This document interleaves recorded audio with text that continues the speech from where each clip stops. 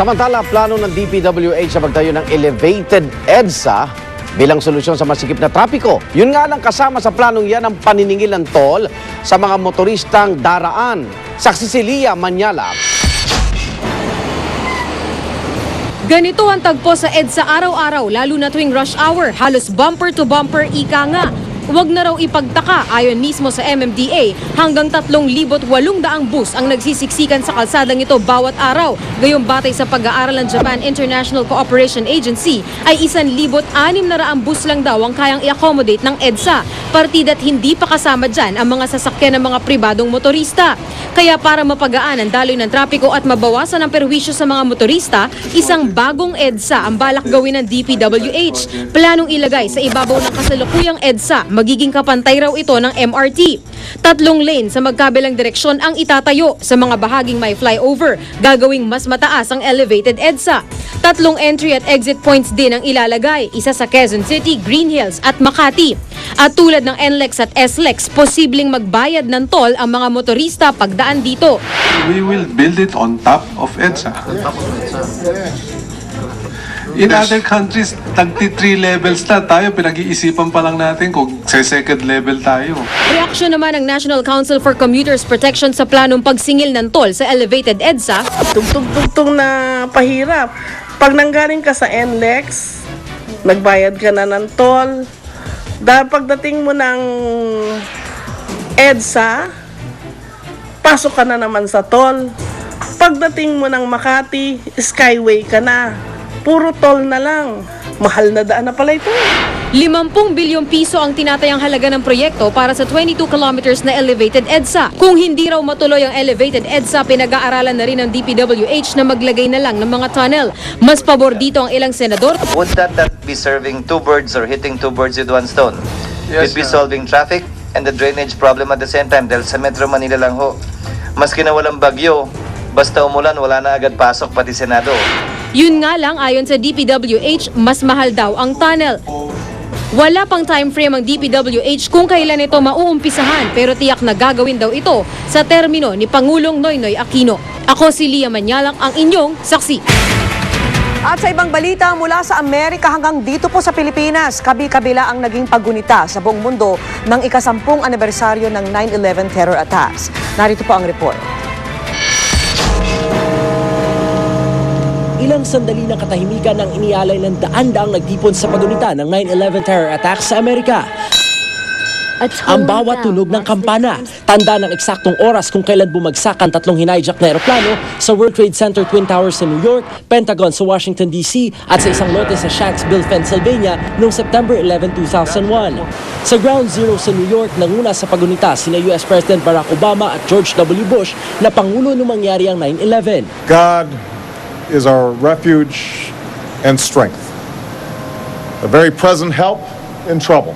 I pray that our Heavenly Father may assuage the anguish of your bereavement and leave you only the cherished memory. Pinasinayaan din sa Ground Zero ang 9/11 Memorial, tampok ang fountain sa dating kinatatayuan ng Twin Towers. Isa-isang binasa ang pangalan ng mga nasawi sa 9/11. At sa gabi, mistulang nasilayan muli ang Twin Towers sa New York skyline sa art installation na Tribute of Light. Mula sa New York, nagtungo si Obama at misis na si Michelle sa Pennsylvania, kung saan bumagsak ang eroplanong target daw ang US Capitol o White House. Dumaan din sila sa Pentagon, kung saan si US Vice President Joe Biden na nanguna sa pag-alala sa mga biktima ng pag-atake roon 10 taon na ang nakararaan. Dito sa Pilipinas, inalala rin ng Organisasyon ng Filipino Americans, the Elks Club, ang 9/11 attacks.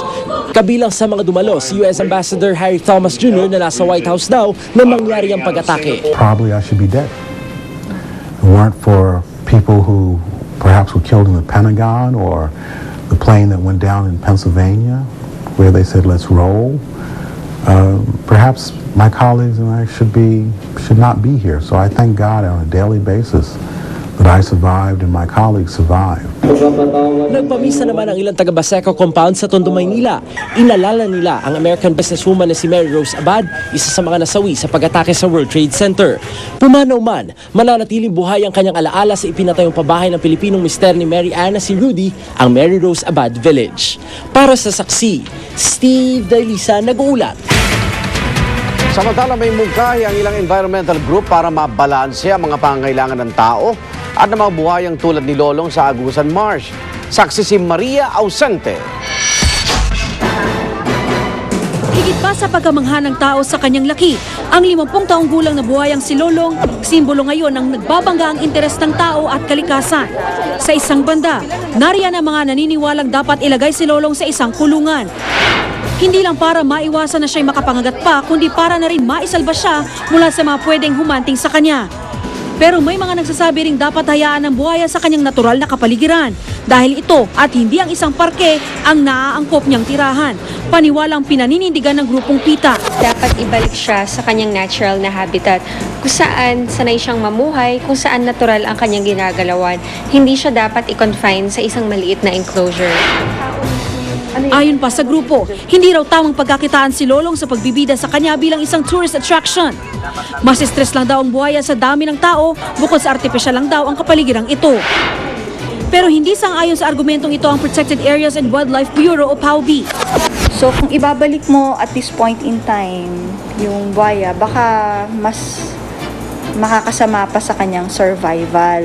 So importante muna ma-educate natin yung kababayan natin and we can use Lolong for that. Batid naman ng Haribon Foundation na bahagi ng isang malawak na ecosystem ang malalaking saltwater crocodiles tulad ni Lolong na ang lahi itinuturing ng endangered species dito sa Pilipinas.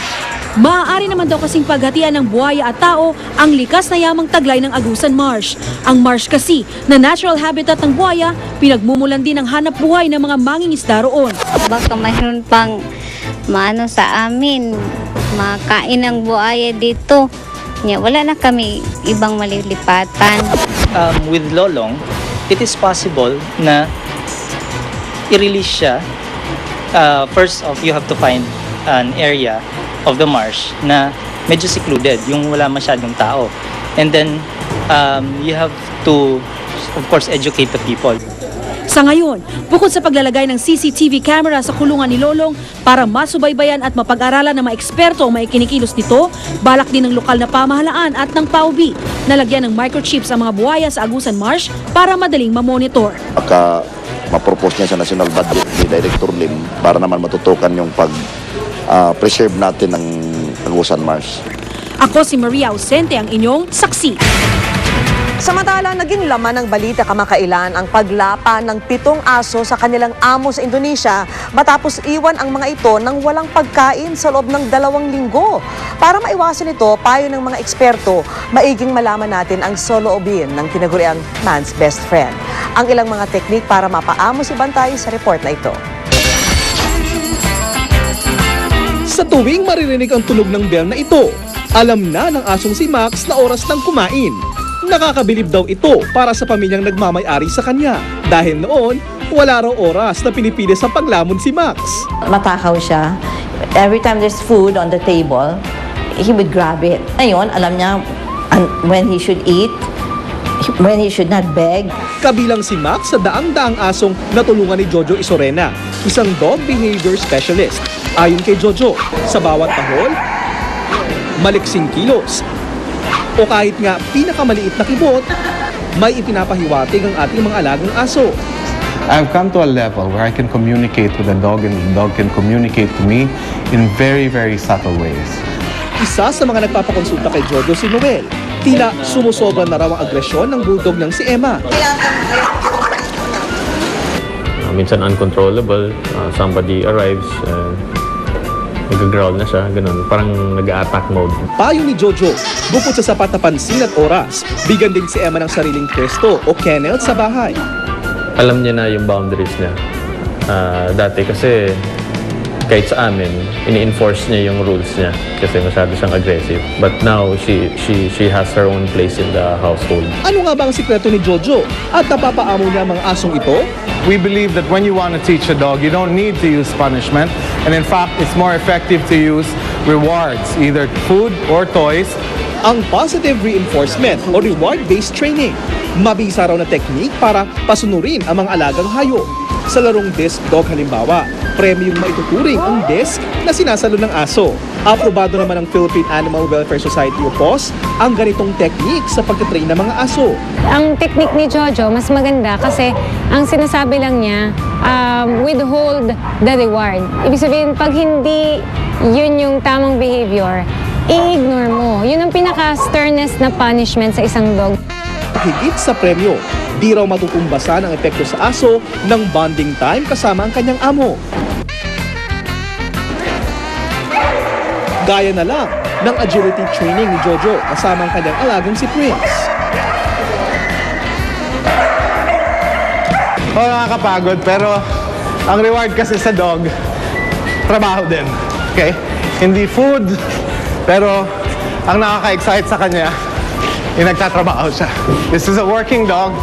All working dogs need work. Out. Good boy. Sit.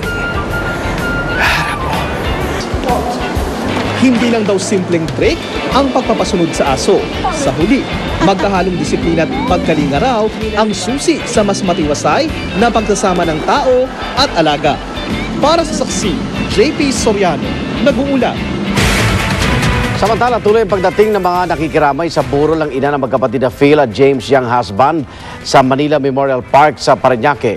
Kabilang sa mga dumalo sa lamang ngayong gabi ang ASCAL player na si Anton Del Rosario. Kagabi, dumating na rin sa burol ang aktres na si Angel Locsin na naliling kay Phil. Nagpapasalamat naman si Phil sa lahat ng mga nakiramay. Binawian ng buhay si Mrs. Susan Young Husband itong Sabado matapos atakihin sa puso. Saksihan mamaya, Bagyong Onyok, pumasok na sa teritoryo ng Pilipinas.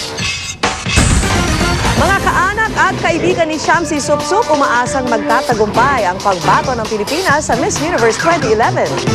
At exclusive, mga heavy-gut na polis, inutusan ng bagong PNP chief na magbawas ng timbang. Huwag bibitiw! Sama-sama pa rin tayong magiging saksi.